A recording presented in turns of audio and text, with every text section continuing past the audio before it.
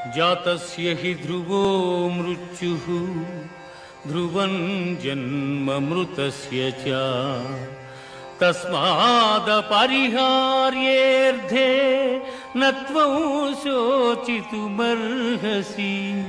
न त्वं शोचितुमर्हसि పుట్టిన వానికి మరణము తప్పదు, మరణించిన వానికి జన్మము తప్పదు. అనివార్యమగు ఈ విషయమును గూర్చి శోకింపతగదు. ప్రస్తుత అంశం యొక్క title cognizance of reincarnation, a scientific perspective.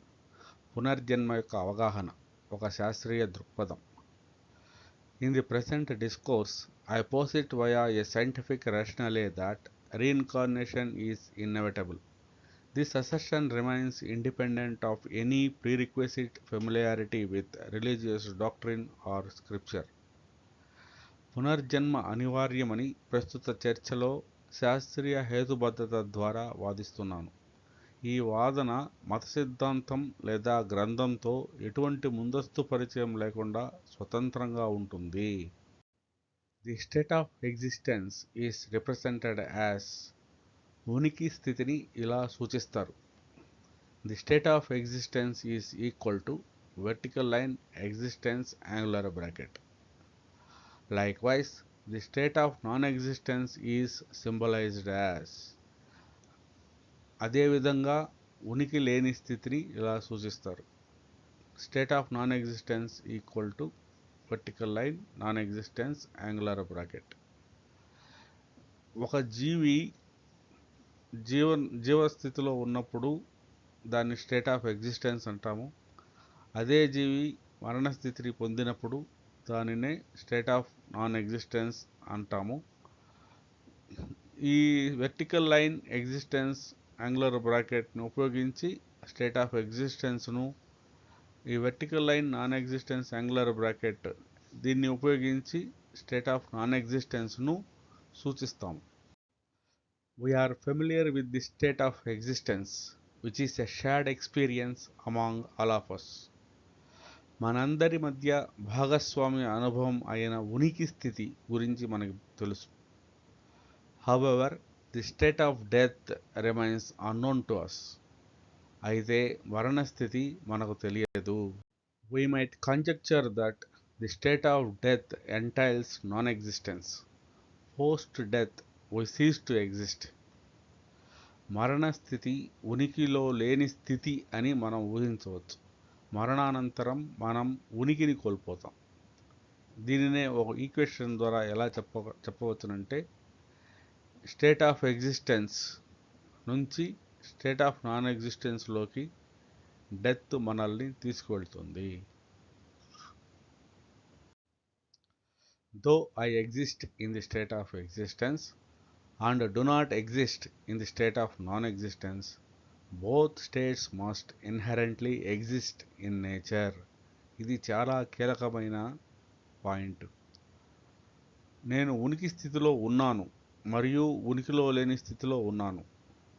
ఈ ఉనికి స్థితి మరియు ఉనికిలో లేని స్థితి, ఈ రెండు స్థితులు సహజంగా ప్రకృతిలో ఉండాలి. Hence, one can transition from the state of existence to the state of non-existence, termed as death. అందువలన ఒక వ్యక్తి ఉనికి స్థితి నుండి ఉనికి లేని స్థితికి పరివర్తన చెందవచ్చు. దీనిని మరణం అంటారు. ఇదే ఈక్వేషన్ ఇంతకుముందే చెప్పినట్లు ఎగ్జిస్టెన్స్ స్టేట్ నుంచి నాన్ ఎగ్జిస్టెన్స్ స్టేట్కు డెత్ తీసుకువెళ్తుంది. Similarly, birth can be interpreted as transitioning from the state of non-existence to the state of existence. అదేవిధంగా పుట్టుక అనేది ఉనికి లేని స్థితి నుండి ఉనికి స్థితికి పరివర్తన చెందడంగా అర్థం చేసుకోవచ్చు.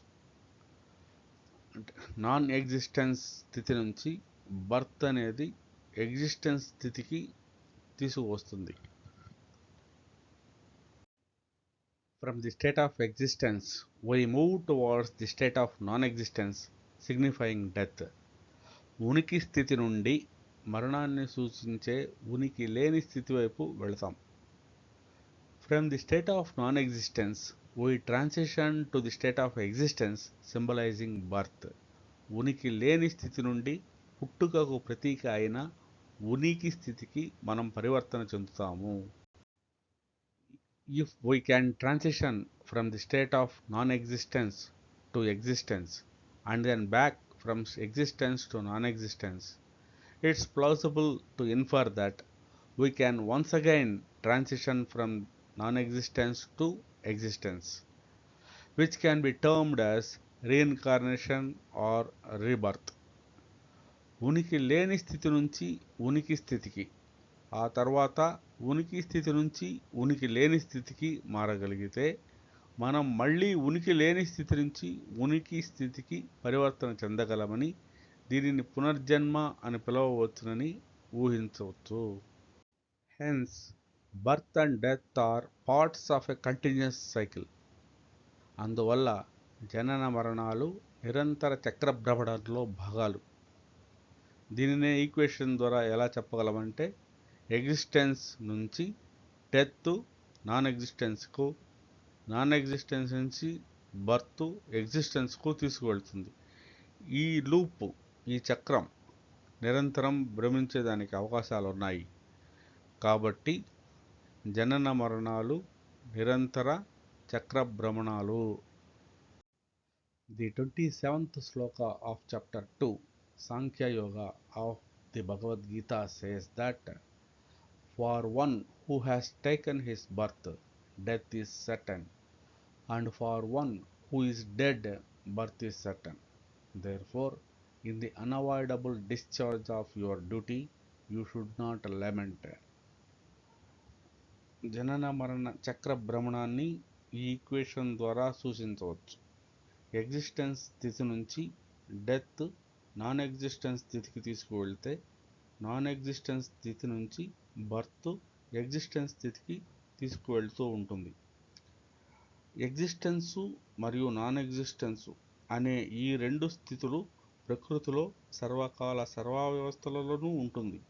కానీ జీవుడు ఏదైనా ఓ సమయంలో ఎగ్జిస్టెన్స్ స్థితిలోనో లేదా నాన్ ఎగ్జిస్టెన్స్ స్థితిలోనో ఉంటాడు.